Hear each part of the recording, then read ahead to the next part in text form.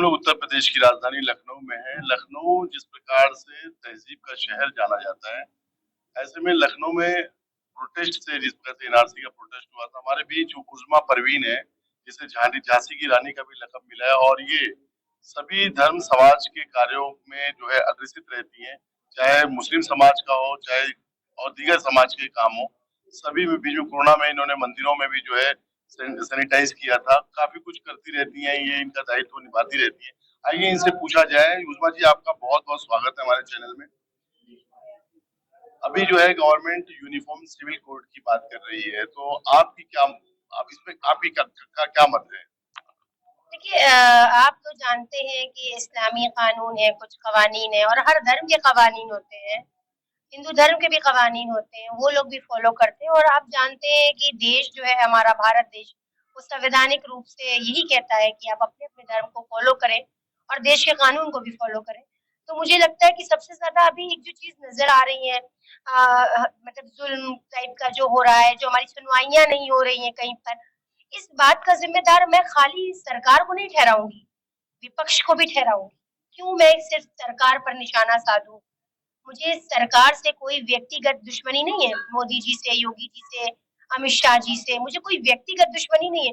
मेरी एक राय है जो मैं हमेशा रखती रहती हूँ। और विपक्ष कभी भी हमारे समुदाय के साथ कुछ भी गलत होता है तो कभी आवाज नहीं उठाता, कभी हमारा नाम नहीं लेता है।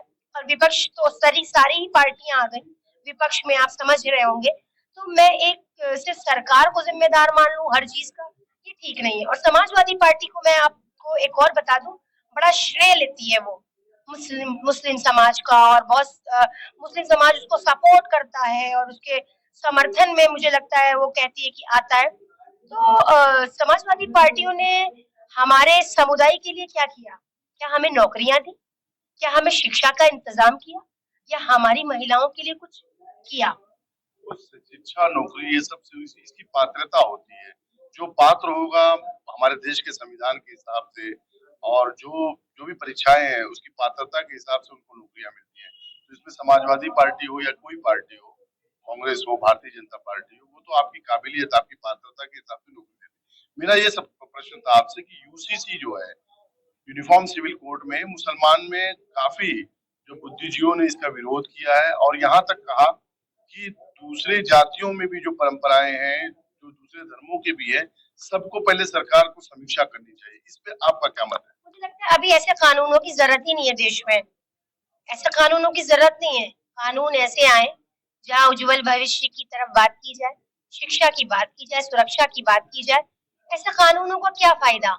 आपने देखा एक किसान आंदोलन आया, एक एनआरसी आया और काफी चीजें आई हैं हमारे देश में जिन्हें काले कानून के नाम से जाना जाता है। और वो कानून कहीं ना कहीं रिटर्न हुए, वापसी का रास्ता अख्तियार किया उन कानून ने। तो अभी ये यूनिफॉर्म सिविल कोड का क्या मतलब है? देखिए, देश को तरक्की चाहिए, उज्जवल भविष्य चाहिए देश का। देश को अभी कोई जरूरत ही नहीं है ना ऐसे कानूनों की। हम अपना धर्म फॉलो कर रहे हैं, अपनी शरीयत जो हमारे धर्म में, हमारे कुरान में, इस्लाम में, दीन में, मजहब में, वो चीजें हम फॉलो कर रहे हैं।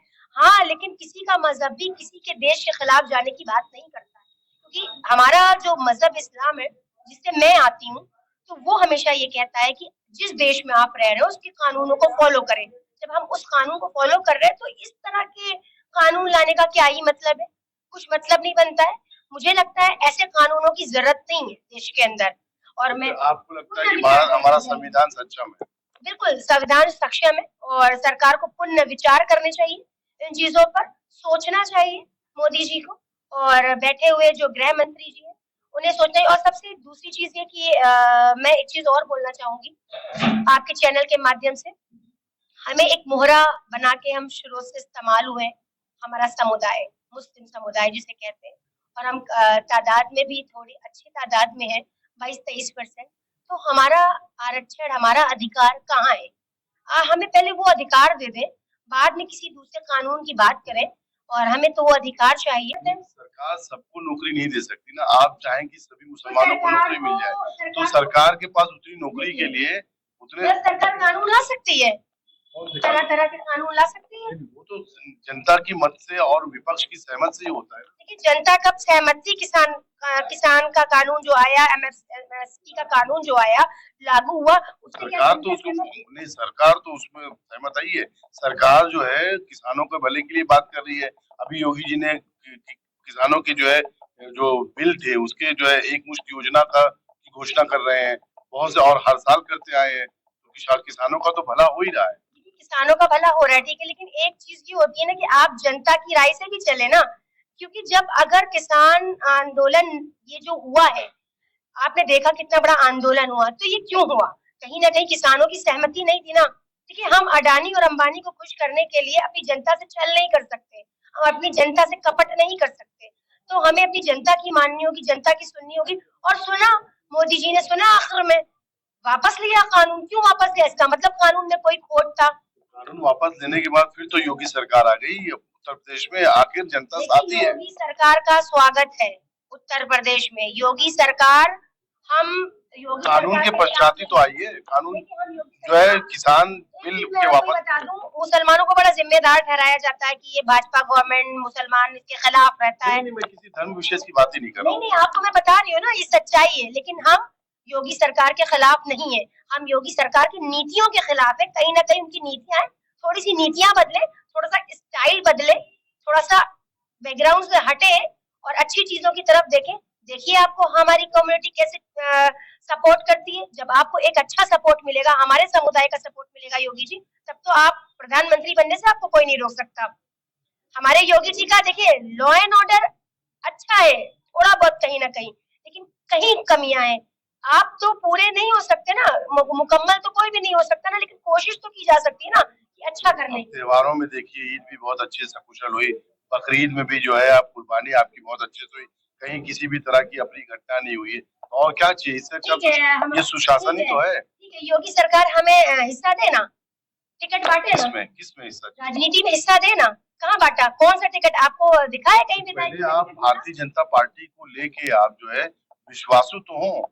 टिकट तो जो कार्यकर्ता रहता है, मेहनत करता है, बहुत से मेहनत करने वाले कार्यकर्ता है, बहुत लोगों को योगी ने दिया भी है। जी जी, देखिए विश्वासघात तो बीजेपी ने नहीं किया, विश्वासघात तो विपक्षियों ने भी किया हमारे साथ। हमारा कौन अपना है? हम तो फुटबॉल है, मुस्लिम समुदाय से फुटबॉल है, जिधर चाहो उधर लुढ़का दो।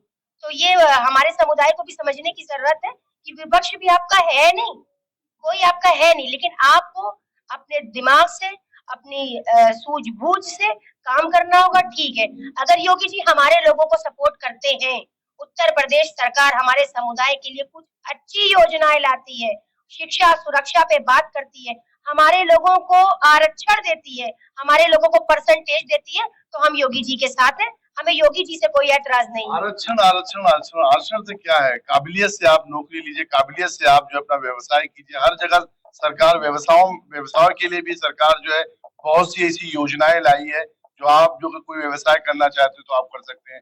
नौकरियां आप अपनी काबिलियत से लीजिए, नौकरी में कोई ऐसा नहीं बनता। आपके घर में कितने काबिल लोग हैं? आपके बहुत लोग हैं, बहुत लोग जो जॉब करते हैं, गवर्नमेंट सर्वेंट है, बिजनेस में है तो बिजनेस में सरकार मदद कर रही है। बिल्कुल काबिलियत के महत्व भी होता है, लेकिन कहीं कहीं पर आप नहीं जानते, बहुत सी चीजें हैं जो आड़े आती हैं कहीं ना कहीं। मुझे सिर्फ इतनी शिकायत है अपनी सरकार से, अच्छी चीजें कर रही है, ठीक है, बहुत अच्छा स्वागत है उसका, अच्छी चीजें कर रही है, हम उसके दुश्मन नहीं है। और कोई भी मुस्लिम समुदाय योगी सरकार का दुश्मन नहीं है।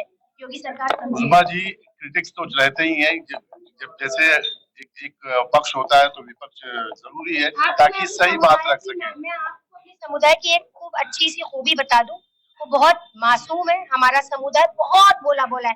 जिस तरह अखिलेश ने उसको बेवकूफ बनाया हुआ है आज जमानों से, अखिलेश यादव जैसे लोगों ने जो आकर जमीन पर, मैं इसलिए उनको बुरा इसलिए कह रही हूँ क्योंकि उनका वोट बैंक हमारा वोट बैंक उनके पास है ऑलरेडी। समाजवादी पार्टी ने आपके समाज से काफी मंत्री दिए, काफी विधायक, काफी सांसद रहे हैं, तो उसमें किसी व्यक्ति विशेष मुरब्बा वाली बातें मत कीजिए, क्योंकि ये एक बेवकूफ लॉलीपॉप जमाना है, हमें उस तरह की लॉलीपॉप नहीं चाहिए। तो उस बाजी राजनीति से हट के थोड़ा, अभी आदि पुरुष फिल्म आई हुई है जहाँ जिसमें जो है बहुत से ऐसे चित्रण किए गए हैं जिससे लोगों ने आपत्ति जाएगी। यहाँ तक कि लखनऊ सीजीएम कोर्ट में भी जो है याचिका दायर हुई है कल के दिन 4 तारीख को। तो उस पर आपकी क्या राय है? ऐसी फिल्में नहीं बनना चाहिए, चाहे वो द केरल मूवी हो, चाहे आदि पुरुष हो, जिससे किसी भी धर्म को आहत पहुंचे या मतलब बुरा लगे किसी को, तो ऐसी मूवीज नहीं आनी चाहिए।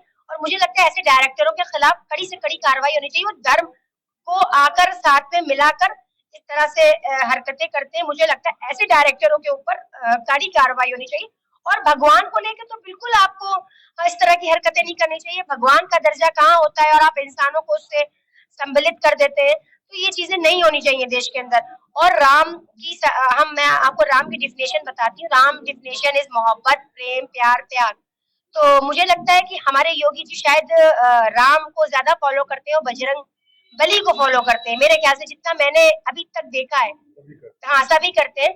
तो वो राम जी जो है वो मतलब उनके अंदर एक त्याग है, दुश्मनों को माफ करना, दुश्मनों से मतलब वो करना, दुश्मनों से प्यार मोहब्बत का वो करना, एक सम्मान देना। और योगी जी अगर आप उन्हीं की डिफिनेशन पर चलेंगे, राम की डिफिनेशन पर, बजरंग बली की डिफिनेशन पर, तो शायद आप हमारे समुदाय के साथ भी इंसाफ कर सकेंगे और सच में आप एक राम भक्त कहलाएंगे जब आप हमारे समुदाय को भी लेकर चलेंगे।